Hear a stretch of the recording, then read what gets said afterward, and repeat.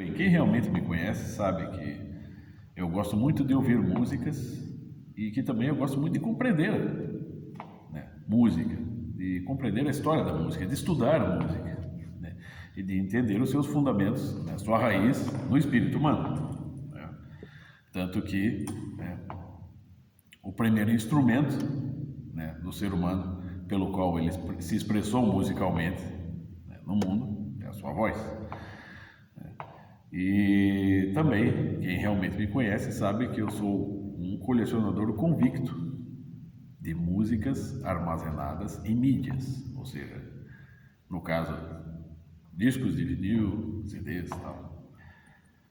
E é claro que eu também, né, tenho um bom senso, né? Pelo menos eu cresci o suficiente, amadureci o suficiente até, né, o presente momento para compreender que a minha paixão por colecionar, por colecionismo, ocupa um espaço pequeno na minha vida, né? Afinal de contas, né, para quem é adulto, de fato, a vida está repleta de deveres e sacrifícios, né? Família, filhos, esposa, estudos, né, trabalho, contas, né, buscar o conhecimento. Sobra um tempinho para este hobby na minha vida, que é o colecionar, ou, vamos dizer assim, usufruir da minha coleção. E é claro que é assombroso perceber que muitos colecionadores que gostam de se exibir aí pelo YouTube parecem não ter um mínimo bom senso e a mínima maturidade. Então, o cara passa a sua vida, né, assim, ele vive, né, de coleção. Aí já até inverteu o processo. Eu percebo em muitos desses colecionadores aí que se apresentam no YouTube que basicamente eles inverteram, né, a hierarquia de suas vidas.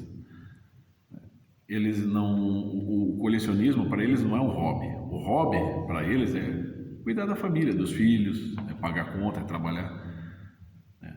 O substrato fundamental da vida deles é viver de colecionismo. É o dia inteiro. E chega num ponto que o cara já, quando está começando a esgotar já o assunto, né, assim, os detalhes, né, do assunto referente a coleções, aí ele começa a tentar achar uma saída. Tipo, hoje eu vou ensinar a como higienizar os estojinhos de acrílicos de CDs, como higienizar CDs, como armazenar seus CDs, como reorganizar sua coleção. Essa coisa vai... chega a virar uma religião para muitos. Quer ver? Eu nem sei ainda por que eu assisto o canal do Casa Gastão, né? Acho que foi a última vez. Ele estava entrevistando um rapaz ali, o tal do Guilherme Guedes, que é um jornalista especializado em música, vamos dizer, música de massa, né?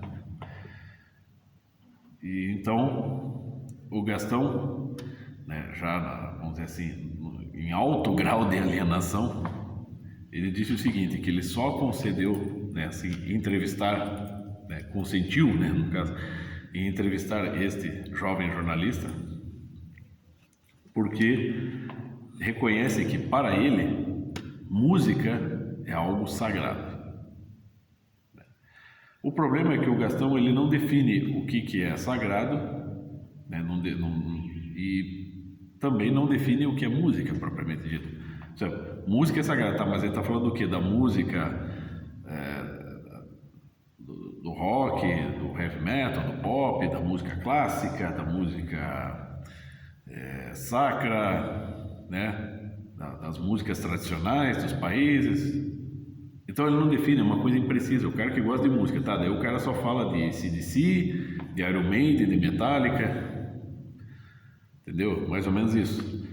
Que é a música também, né? São artistas que produzem música, mas o problema é que assim, parece que o universo dessas pessoas, ele é tão pequeno, é uma bolha tão exígua, que assim, quando se fala em música, o cara já associa a tal artista. Não, música é música, meu filho. Música, ela está a promessa, né, a capacidade de, vamos dizer, de expressar-se musicalmente, ela está presente em todos os seres humanos. Alguns têm talento para fazer isso, outros não, mas ela está ali. Ela é uma potencialidade humana, uma potencialidade artística. Então a música, ela se refere, muitas vezes ela se refere ao sagrado e outras ao profano, né? A temática ou a forma profana na música não é o monopólio do heavy metal, né?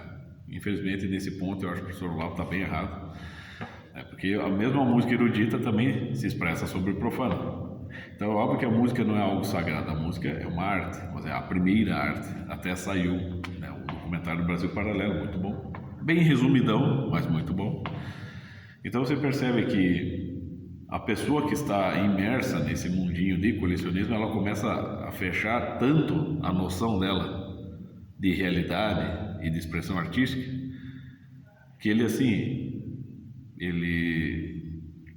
atribui 2 adjetivos, né, de forma imprecisa a um jovem jornalista, né, que se diz especializado em música. Então ele diz: música para você é algo sagrado, mas a gente não sabe exatamente o que ele quer dizer com música, né, porque ele não precisou isso, e nem o que ele quer dizer com sagrado, porque sagrado só se refere a uma religião, a uma divindade, a um culto, né?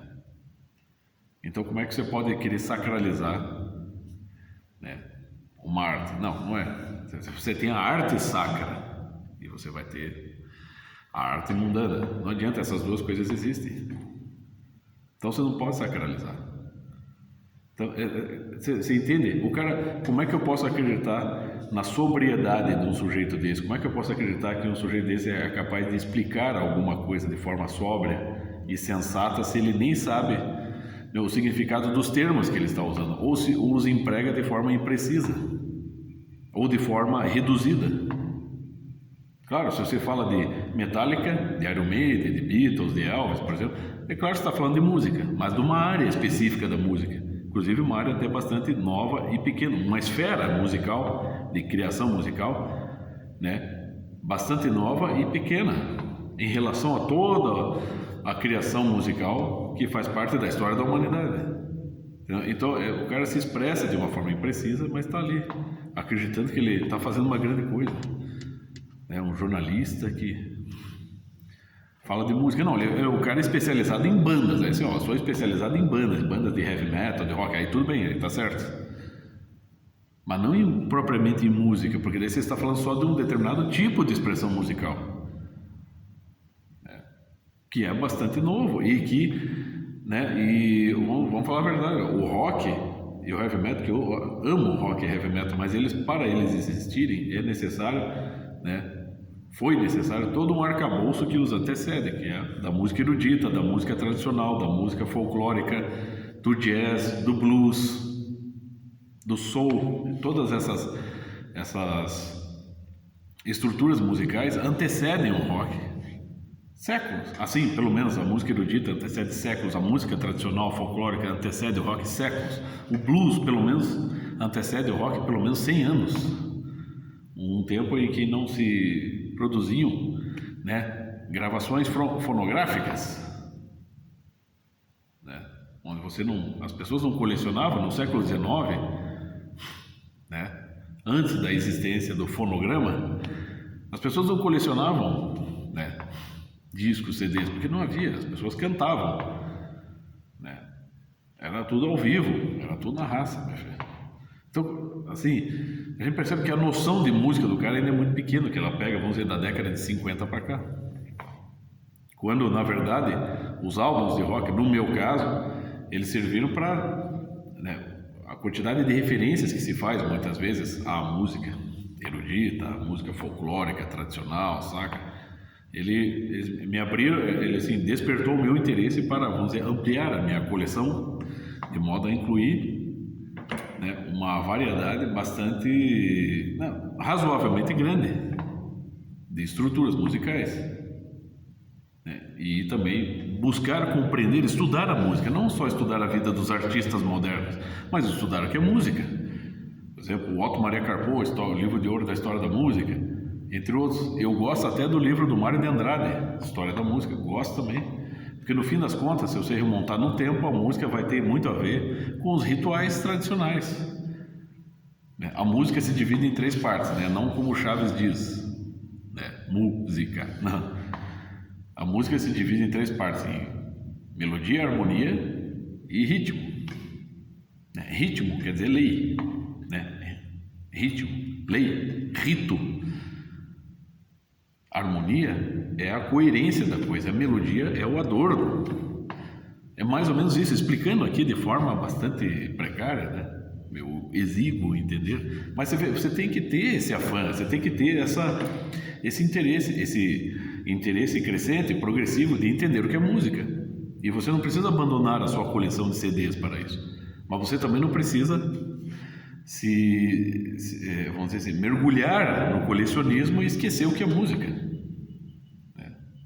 Você tem que distinguir uma coisa de outra, porque pela lógica você não precisaria, desde que você tem MP3 e você pode acessar iPod, tudo, você acessa música, tudo que existe de música no mundo você pode acessar, por exemplo, no seu aparelho celular. Então, tecnicamente, você não precisaria mais utilizar discos de vinil, né? Mas, para quem gosta de colecionar, no meu caso, eu gosto de ouvir no CD e no vinil. Faço questão disso, né? Mas eu só não posso, vamos dizer assim, reduzir a minha noção de música apenas aos discos que eu possuo na minha coleção. Porque o universo da música é muito maior, é muito amplo, milênios. E é impossível registrar tudo isso em mídias para que você possa ouvir. Então você tem que se interessar em entender, em tentar intuir como é que a música surgiu, foi despertada no espírito humano e chegar até os nossos dias. Só que esses caras não são capazes de fazer isso. Eles vivem mergulhados numa bolha muito pequena. É legal, colecionar, mas eles não conseguem, eles não vão além disso. Tipo assim, o cara é fã de Iron Maiden ou de Beatles, como eu. Mas ele só se interessa pela Inglaterra porque tem Iron Maiden e Beatles, Led Zeppelin, Black Sabbath, entendeu? Uriah Heep.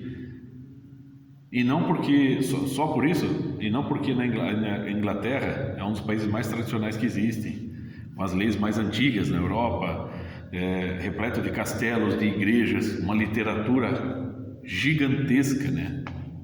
Incluindo Shakespeare, Chesterton, Charles Dickens, né?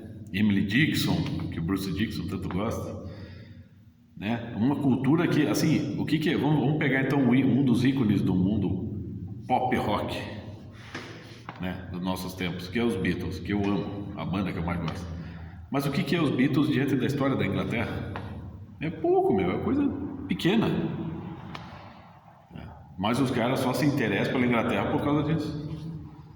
Cara, é legal também, que bom, que legal que na Inglaterra ainda, além de todo aquele arcabouço cultural riquíssimo e milenário, você também tem bandas legais, Led Zeppelin, Beatles. Mas você não pode achar que, né, Led Zeppelin, Beatles, Iron Maiden são os representantes da alta cultura ou da Inglaterra. Ao contrário, é a Inglaterra que, né, com todo o seu arcabouço milenar, cultural, espiritual, permitiu que eles existissem. A coisa é bem inversa. Tem que se ligar nisso aí, meu filho. Senão o seu mundinho se apequena. Você não precisa deixar de gostar dessas coisas, mas você não pode se deter apenas nelas. É isso.